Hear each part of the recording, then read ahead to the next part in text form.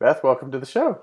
Thanks for having me, Jonathan. I'm happy to do it. Yeah, thank you so much. I know we've just gotten to know each other, but we sort of play in the same realms all of a sudden. So it's good to connect with you and talk a little bit about Innovation Crossroads. But before we get to it, if you could just share with the audience your background and education and all that good Sure. stuff. Yeah. So I'm originally from northwest of Chicago. I did my bachelor's and master's at the University of Illinois. Okay. I did a pretty traditional chemistry bachelor's and knew that traditional science wasn't exactly for me. I needed something more applied. So then I got a joint science and business master's in bioenergy there, and I really liked the interdisciplinarity of it, and it was a new program. So then I went on to get my PhD and was looking for some of those same qualities, and luckily found the Bredesen Center at the University of Tennessee. Okay. Yeah, the Bredesen Center is a joint UT ORNL PhD program. So also getting to do your research at Oak Ridge National Lab as a graduate student is pretty unbeatable. So throughout my PhD, I interned with the Office of Industrial Partnerships at Oak Ridge also, again, to gain some more of that business experience. And successfully defended my dissertation about a year and a half ago and was lucky enough that partnerships wanted to hire me on to help run this program called Innovation Crossroads. Yeah, that's what I was going to ask about. Did you know going into doing your research at the lab when you were at UT, did you know then that's a direction you wanted to go, or did it just evolve into that for you? So I knew I wanted to do more of the technology transition, making sure I'm helping get technologies out of research stage and into commercialization.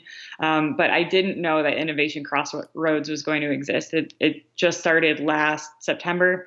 Actually, when I took the job, we weren't even sure that we were actually going to get the funding from the Department of Energy. So Sure. we kind of risked it. You just mentioned it there. It's obviously DOE funded. Do you Mhm. feel like there's a reason? You said you weren't sure it was going to happen. Do you feel like there was a reason that sort of switched over and why it did come to fruition? Um, Department of Energy just there's some hoops to jump through Sure. sometimes. And we just weren't sure they were starting a program at Argonne National Lab also. And so we weren't sure if they were going to have the bandwidth to do two at one time. But Mark Johnson is the director of the Advanced Manufacturing Office, and he really has a passion for this. And so he really pushed to get it going. Cool. Very cool. I'm just curious. Before we talk about the program itself, was there ever an entrepreneurial inclination from your own side instead of just doing the research and helping with the transfer? Yeah, I actually do still have a startup company with a technology that came out of Oak Ridge. Okay. I worked on it. I didn't do my research on it, but I worked with the technology during my PhD. An equity company out of Chattanooga had found it and wanted to do something with it and didn't really have the technical background. Um, and so they brought a couple of us in as equity partners to help start the business. Sure. Can you share the name of the company? Yeah, it's Nano Elements Source. Awesome. Very Yeah. cool. And what can you give us just a brief description of what the company does? Sure. We produce semiconducting nanoparticles from a biological fermentation. So because it's biological, it's low energy inputs, it's low temperature. So then you get really low cost, high quality nanoparticles at the end. Those can be used in displays and solar panels and microelectronics. They have all sorts of applications. Okay. And so what's the status of the company right now? Are they in the middle of fundraising? Are they still trying to get to alpha? Where are they? Yeah, it's still very early stage. There's some Sure. research that needs to be done. It was granted a small business voucher, so it's doing a research project with Oak Ridge to kind of improve the quality of the particles after they come out of fermentation. Okay. All So right. that's where it's at. And about how much of your time does it take to work with this company? Just curious, sort of splitting roles. Yeah, it goes in waves. During grant writing season, it's a lot of time. While this project is going on, it's less of my time. So I don't want to commit to a number because Oak Ridge might hear this, but It doesn't take that much time. no, and we tend to juggle it pretty well. Yeah, So I get it. As being someone who's got their hands in multiple things, I totally get it. Yeah, I was just curious. Yeah, just about how that balancing that entrepreneurial lifestyle is always a challenge for a lot of folks. So I thought the listeners might be intrigued by that. So definitely. let's talk about the program a little bit. Can you walk us through the formation of it and the design of kind of what the program wanted to accomplish? Yeah. So, I mean, the premise of the program is just that energy companies are really hard to start. They usually require some research and development, and there's no funding available for that. There's no venture capital available. That dropped off. I think it's dropped about 85% since 2008. All venture capital into clean tech and energy companies. So the premise is just that there needs to be some vehicle to help these energy companies get off the ground. And luckily, the Department of Energy is realizing that and trying some unique ways of helping those companies. So they established ARPA-E, which helps fund technologies to commercialization, and then they started three of these programs. They're lab embedded entrepreneurship programs. So the idea is to give really bright entrepreneurs and innovators access to the resources at the national lab for 2 years to help de-risk their technology and hopefully get to a prototype state where investment might be more feasible. And what's the benefit to the lab in terms of bringing these companies in and helping fund them and allow them to do research? I mean, the national labs definitely have a slower culture Right, typically. right. And so all of the management at Oak Ridge National Lab has seen it as a great way to get really talented, innovative thinkers into the national lab. So they're working side by side with the national lab researchers, the PIs, and so the hope is that they rub off on the Oak Ridge workers a little bit too. Um, Sure. Kind of like I might liken it a little bit to just how the large corporations are now incubating their own startups and things like that to sort of get outside of that box of slower moving and kind of do, yep. processes and procedures and allow them to kind of go out and innovate more quickly Yeah, than they might inside. So absolutely. when was the program launched, particularly? The program was launched in September of 2016. Okay. That was the official announcement date. So just over a year ago now. So we launched it then. Then we went through the first round of applications, and our first innovators came to Oak Ridge in May of this year. So May 2017. Okay, so that was the when the first cohort was. And can you share who was in there? I know Active Energy with Mitchell Yeah. Ishmael is in there. Yeah, so we have four innovators with three different companies. So you referenced Mitch. Mitch is from Knoxville originally and Hmm. finished his PhD at Cornell. He started a company called Active Energy Systems to utilize low-grade waste heat from sources like data centers to improve energy storage efficiencies. Then we have Anna Douglas. She is finishing her PhD at Is Vanderbilt. she RDI Technologies? Is that right? No, she is SkyNano. SkyNano. I'm Yeah, sorry. Yes, SkyNano SkyNano. Technologies. Yep. Yeah, so she is producing low cost carbon nanotubes using carbon dioxide as the input in an open pressure system. So Okay. that just allows for very low cost materials. And then Okay. our last company is Yellowstone Energy, and that's actually a partnership between Sam Shaner and Matt Ellis, and they're both nuclear engineering grads, PhDs from MIT, and they have a design for a new nuclear reactor with some pretty advanced safety mechanisms, and then they're also looking at thermal storage with nuclear to make it more looking at how to use nuclear for peak shaving and turning on and off when we really need that electricity. So Very interesting. Sounds like a lot of great companies. I know I've got scheduled to interview SkyNano, so we'll see what Anna has to say. wonderful. Yeah, and Mitchell too, when he can pull his head up from his research, he's been very busy. Can Yeah. you can you walk the audience through sort of what being part of the program means? I mean, I don't think it's not just they go off and do their research, right? I mean, there's some interaction that goes on and things like that too. Yeah, absolutely.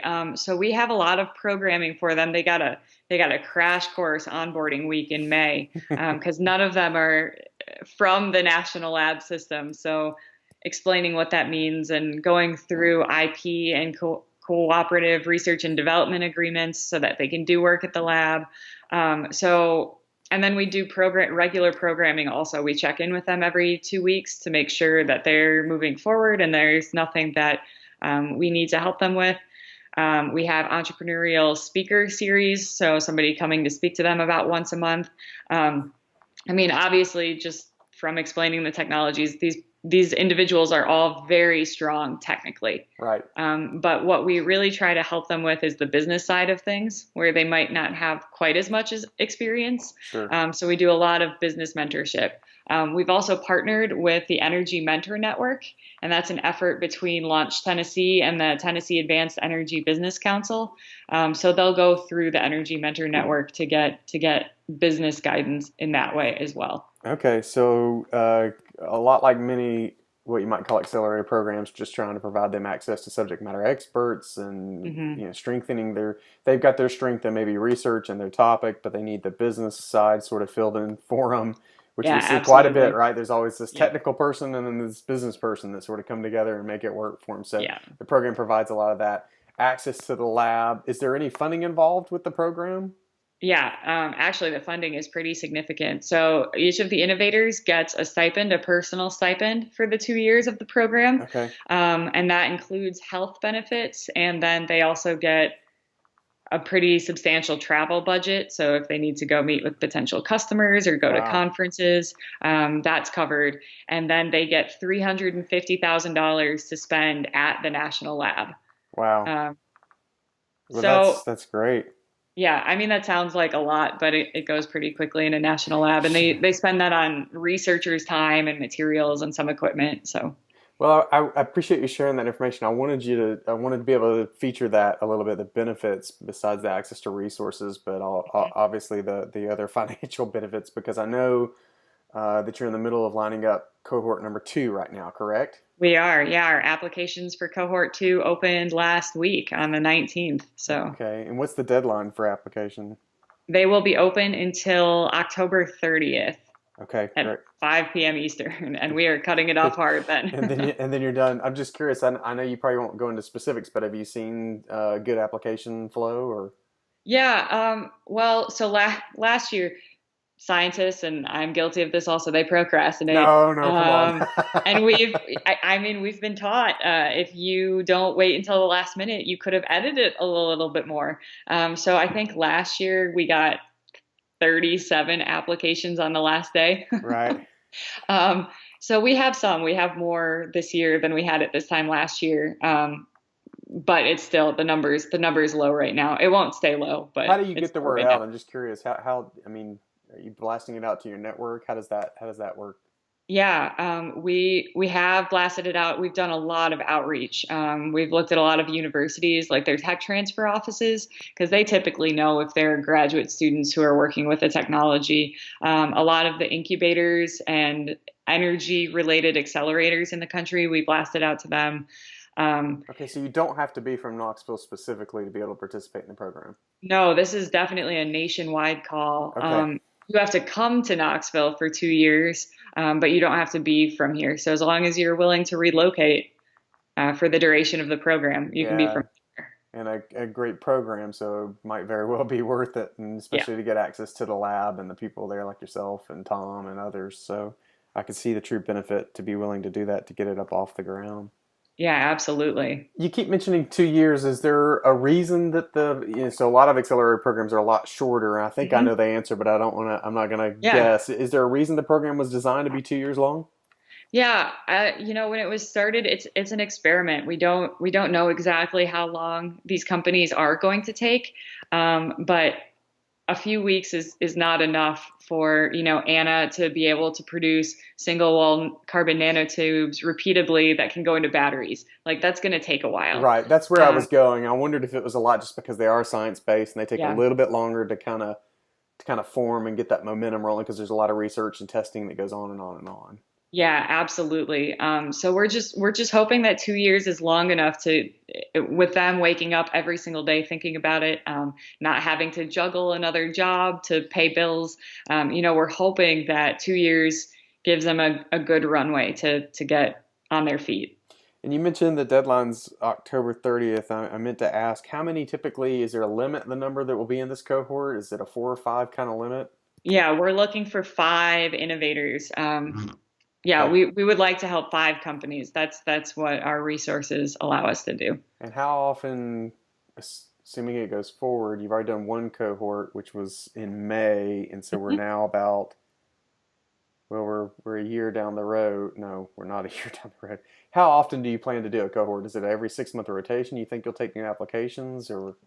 Yeah, I mean, we're hoping that applications open at about this time every year. Okay, So so they were annual. open from September till October last year. Yeah, so we're hoping applications are annual. And what we've found is that this is about the time of year that PhD students have to start deciding if they're going to actually get out in May. Right.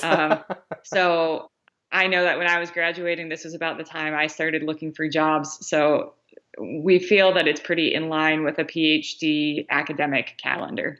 Great.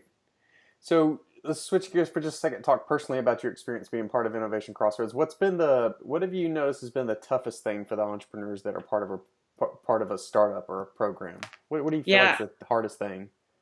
Um, so honestly, our innovators are doing a fantastic job with their companies. Um, I mean, the business side is hard for them.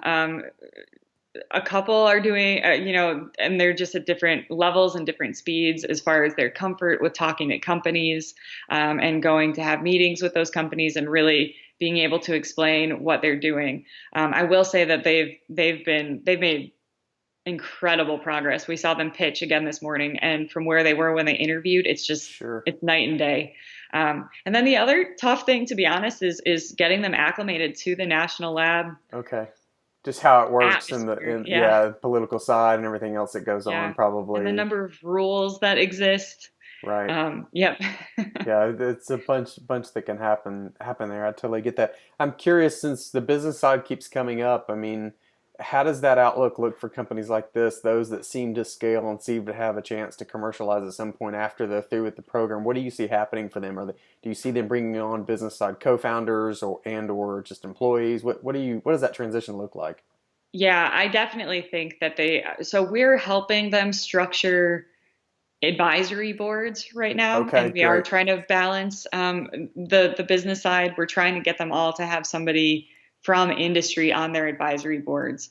So that's kind of the first step. I know that they all would like to have partners, and somebody on the team that is really an expert in that.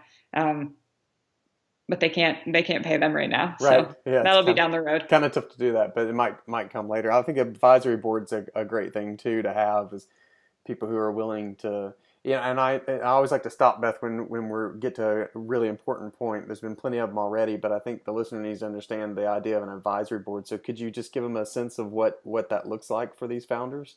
Yeah, so for these innovators, they are having meetings with their mock advisory boards. This isn't permanent by any means. About once a quarter, so every 3 months. They did their first round in, I guess just within the last 4 or 5 weeks, Okay. and then they'll have another round in December. So they are trying to bring together a group of people that are interested in the technology, both from a commercialization standpoint, and they have technical advisors on that as well. So then it's a really not we don't sugarcoat anything. It's a really real conversation. We schedule 2 hours with that advisory board to have a very real conversation about what's going well and what's not going well, and what they might need to change slightly or address differently. And are you suggesting oftentimes that business side to also be on that advisory board to help from that perspective? Yeah, absolutely. Yeah, they all have somebody from industry, on their advisory boards. So representing companies that might be customers in the future, that have some knowledge in the space, and to be able to really talk about what the industry pain points are. Very good. So applications open right now and going to be going through the end of October, taking about 5 more people. It sounds like a lot of great benefits for these companies. So we'll try and help get the word out about that. If someone were interested in learning more, is there a website address they could Yeah, go to? yeah. innovationcrossroads.ornl.gov. Okay. Or we stay pretty up to date on our Twitter also. So And the that's Innovation at, Crossroads, INNOV Crossroads. okay. Yeah, very good. So we'll be sure to link to all that for everybody so that they can find it, anyone that listens either on the blog or the podcast itself so that they can take a look at it. But Wonderful. appreciate you coming on the show. Excited to hear that you've kind of got your own thing going too, which is Yeah, great so that you're sort of in the middle of it yourself too, which is always a lot of fun. definitely. But thanks for It's coming on the show. Really enjoy it. Thank you. It's been great. Thanks for helping us spread the word. You bet.